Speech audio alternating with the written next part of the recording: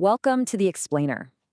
Today we're going to challenge a really fundamental idea you probably have about your wealth. And it all kicks off with one very, very common question. I'm sure you've heard this one a lot, right? Will silver prices go to the moon? It's everywhere, especially with all the buzz around new tech like solid-state batteries for EVs, which, is really boosting the industrial demand for silver. And look, on the surface, it sounds like a totally logical question to be asking. I mean, of course this is the question everyone asks. And why wouldn't we, right? We're all on the lookout for that next big thing, that one investment that's going to secure our future. Our brains are just, they're wired to think about growth, about price, about what's coming next. But, and here's the twist, what if this is the wrong question to ask? What if this laser focus on price, this constant hunt for the next hot tip, what if it's actually a trap? A distraction that's stopping us from seeing a much, much bigger truth about the very thing we use to measure price in the first place. Okay, let's dive into this. So, to figure out what the right question is, we first have to understand the yardstick itself. I'm talking about that piece of paper in your wallet or those digital numbers in your bank account, the thing you call money. What is that stuff, really? Well, have you ever actually looked at a banknote? It doesn't say it is value. It says, I promise to pay the bearer the sum of. It's a promise, and that is an absolutely crucial difference. It's basically an IOU, a form of debt from someone else, in this case, the government. And this type of system has a name. It's called a fiat currency. Its entire worth, its whole existence, is based purely on our faith, our trust in that promise. But, as we all know in life, promises can be broken. And the real value of that promise, it depends completely on the financial health of the person or government who made it. Okay, so this is where it gets really interesting. Historically, for something to be considered real money, it had to do two things, two critical jobs. First, be a medium of exchange. You can buy stuff with it, and our currency does that just fine. But the second job was that it had to be a store of value. And let me tell you, our modern currency, it fails, and I mean spectacularly fails at that second job. So why? Why isn't it a store of value? I mean, why does it feel like the cash in your wallet buys a little bit less every single year? It's not your imagination, and it's definitely not an accident. It's actually baked right into the system. All right, let's walk through how this happens. It's this cycle, right? A political and economic loop. To win votes, governments promise more benefits, and they cut taxes. That sounds great, but it means they're spending more while taking in less revenue. So what happens? They create a budget deficit. They have to borrow money to fill that gap, which means taking on debt.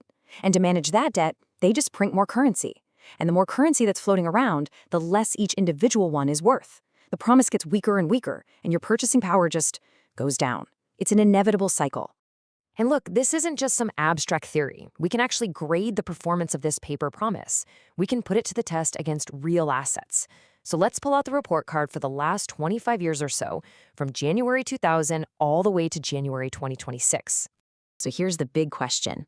Let's say you had a crore of rupees back in 2000, and your goal was simple: protect your purchasing power, store that value. Where should you have put it? Where would it have grown the most by 2026? Was it in the stock market, which is really just a collection of promises from different companies, or was it in hard assets, things with no counterparty risk? The results are, they're staggering. The stock market, the Sensex, which everyone tells you is the best place for growth, it did pretty well. It grew 15 times over. Not bad at all. But gold and silver, they grew 40 times over. 40. This just perfectly shows the difference between investing in promises versus holding real hard assets, something with no counterparty risk, meaning there's no other side of the deal that can fail to deliver on their promise. That paper promise from the government just got crushed when you compare it to real money. Okay, so you're probably thinking, got it, sell stocks, buy gold and silver, right? Whoa, not so fast. If you do that, you're just falling back into the same old trap, chasing the next hot tip. The real takeaway here isn't what to do, it's about fundamentally changing how you think. You see, a lot of people think research is about finding what to buy, adding things to a list. But real research is the exact opposite. It's a process of negation. It's about systematically eliminating all the options that just don't hold up under pressure, until you're left with something so solid, so true, that you simply can't deny it. So let's try it. You start asking these tough questions.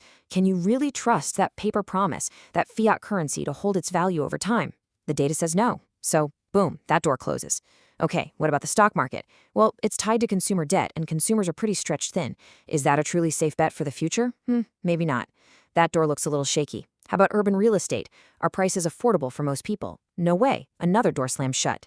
You see what's happening? By asking these questions, you're negating the bad options. You're clearing away all the noise and getting down to what's left.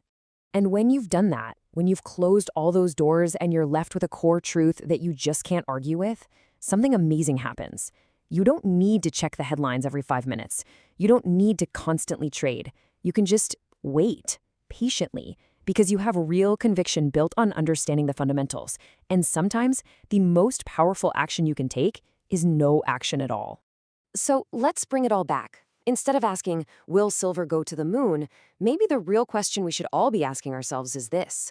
What's the one financial truth you hold that you simply can't negate? After you strip away all the noise, all the hype, all the paper promises, what are you left with? What's your foundation? Because that's where true financial clarity begins.